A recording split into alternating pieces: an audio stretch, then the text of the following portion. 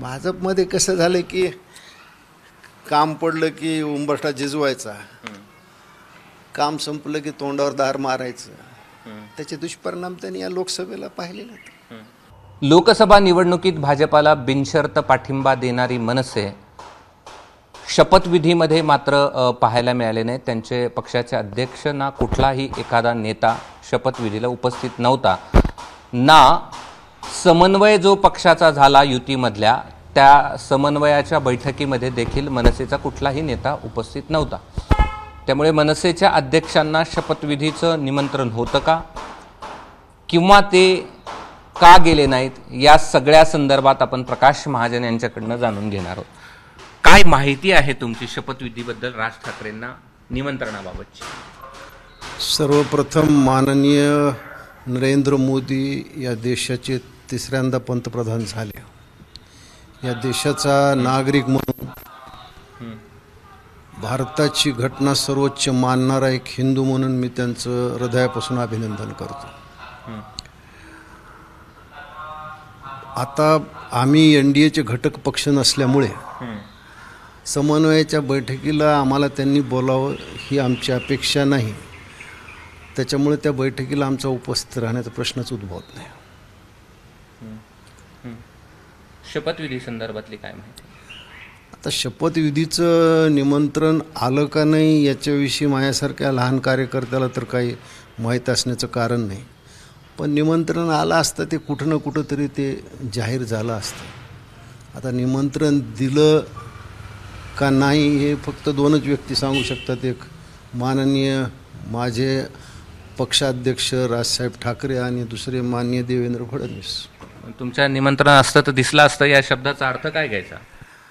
कारण कुणाला आम्हा कार्यकर्त्यांना एक त्याचा आनंद वाटला असता साहेबांना बोलावलं. कारण मला वाटतं साहेब एक पहिले असे राजकीय नेते आहेत ज्यांनी 17 मेला शिवाजी पार्कवर जाहीर सांगितलं होतं की स्वर्गीय पंडित जवाहरलाल नेहरू नंतर तिसऱ्यांदा पंतप्रधान होणारे नरेंद्र मोदी. तोपर्यंत अजून निवडणुका पूर्ण झाल्या नव्हत्या. म्हणजे या सद्भावना सदिच्छा हार्दिक शुभकामना राजसाहेबांनी 17 मेलाच शिवतीर्थावर दिली होती. आणि त्या सगळ्या गोष्टी पुढे घडत गेल्या. माननीय नरेंद्र मोदी तिसऱ्यांदा पंतप्रधान झाले आणि आम्ही बिनशर्त पाठिंबा दिला असल्यामुळे आमचा प्रत्येक कार्यकर्ता महाराष्ट्रभर ही मनापासून महायुतीसाठी राबत होता. आणि राजसाहेबांनी जिथं जिथं सभा घेतल्या, रत्नागिरीत घेतली साहेबांनी, मुंबईत काही घेतल्या, ठाण्यात घेतल्या, पुण्यात घेतली, इथले जवळपास सगळे महायुतीचे उमेदवार निवडून आले. त्याचा एक आम्हाला अभिमान आहे. आमच्या नेत्यांनी सभा घेतली, आमचा खारिकाचा काय होणं वाटा या महायुतीच्या यशात नक्कीच आहे. एवढा असून तुम्हाला आमंत्रणाच्या बाबतीत संदिग्धता आहेच की? आता मी जसं म्हणलं की निमंत्रण आलं असतं तर ते कुठं ना कुठं जाहीर झालं असतं. कदाचित महाराष्ट्रात अपेक्षित यश न मिळाल्यामुळे भारतीय जनता पक्षाचे नेते थोडे उदास असतील, विसरून गेले असतील. आम्ही असंच आमची म्हणावं लागेल, बाकी काय. म्हणजे नव्हतंच निमंत्रण असं तर खात्रीला एक दोनच माणसं सांगू शकतात. असलं तर ते कुठंतरी जाहीर झालं असतं, नसलं तर मी एवढंच म्हणू शकेन की अपयशामुळे थोडे गांगरले असतील आणि विसरले असतील. आपल्याच माणसाला लोक निमंत्रण द्यायचे विसरतात, हा जगाचा अनुभव आहे, तर आम्हाला आला असेल एखादंच.